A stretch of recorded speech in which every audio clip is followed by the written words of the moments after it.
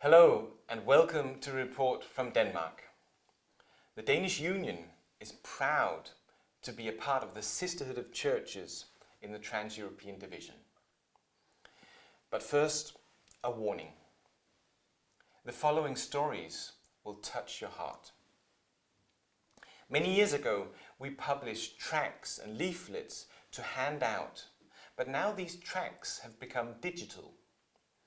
We've made deliberate choice to reach out in our culture by appropriate means in order to fulfill the mission of the church Christ has called us to. We're in the process of creating video tracts. That's small 3 to 4 minute video clips that present one aspect of the Advent message. In this example, Lasse Bæk shares the wonderful blessing of the day of rest. In a crazy world that never stops, 24/7 you're expected to perform. The Sabbath message is a message of rest and restoration that is so desperately needed as ever before. In Denmark, we have made a deliberate and proactive choice to upgrade the media department because we want to create these digital tracks so members can share, but not only share what we believe, but tell the real stories of how God is moving in the hearts in our part of the world. Now this is the touching part. This is Emma. Emma chose our boarding school, Vejlefjordskolen, even though she had no Christian knowledge nor connection. Emma came to our school and was determined not to let these silly Christians influence her. But the love and connection of Christian friends extended to her melted her heart. And here she tells her own story. This video has been shared 30 times and seen by over 3,000 people. They've listened to her story of how she met Jesus. Here you have Matias, an evangelizing atheist. Every time he was together with a Christian, it was a challenge for Matias to pull their faith apart. This is just 2 years ago. And now he sits here and tells the story of how he met Jesus and is an active member of the Seventh-day Adventist Church. Ceren is another story. He's a blind young man who longs for more in his life and comes to contact with the local Adventist church. Here friendships and study is developed, and now he shares the gospel with his friends as a member of the church. Our plans with these videos are to gather them in an online library that can easily be accessed and shared.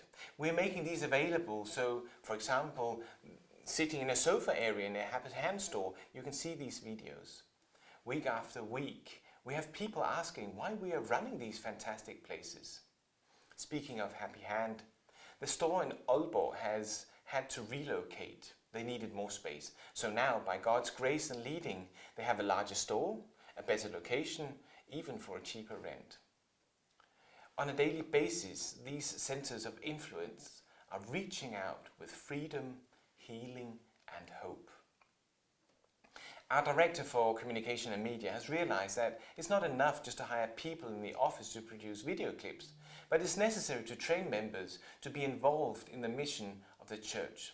So now, for the second year in a row, he has conducted a media academy. We wholeheartedly believe in total member involvement and train members to become more involved in mission using technology.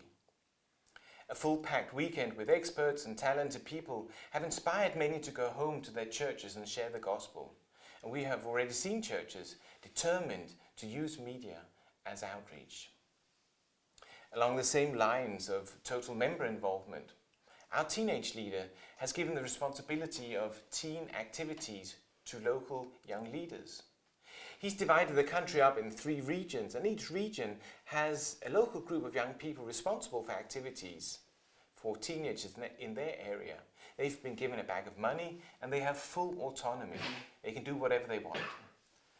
By totally involving these members, new ideas have surfaced and young people have grown in their responsibility and eagerness to reach out to other teenagers.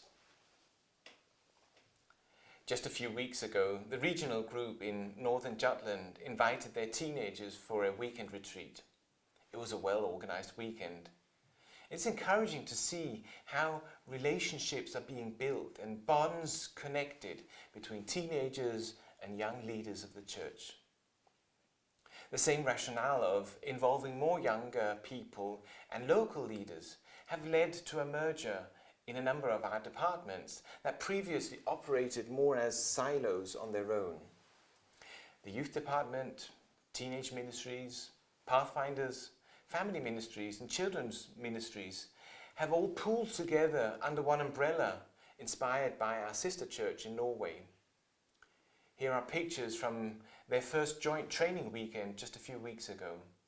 This is still in the initial phase, but I'm very ambitious on their part to see how young people will be involved in organizing, taking responsibility, sitting in the National Youth Board and developing their skills for leadership and preparing them for active service in the church.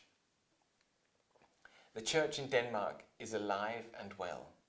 We are reaching out to our society with means sensitive to our culture, utilizing the God-given gifts and talents of both men and women. In our part of the world, progress is slow, but there is progress. The Holy Spirit is alive and moving members who are eager to be involved in mission endeavors. I'm grateful for your prayers for Denmark.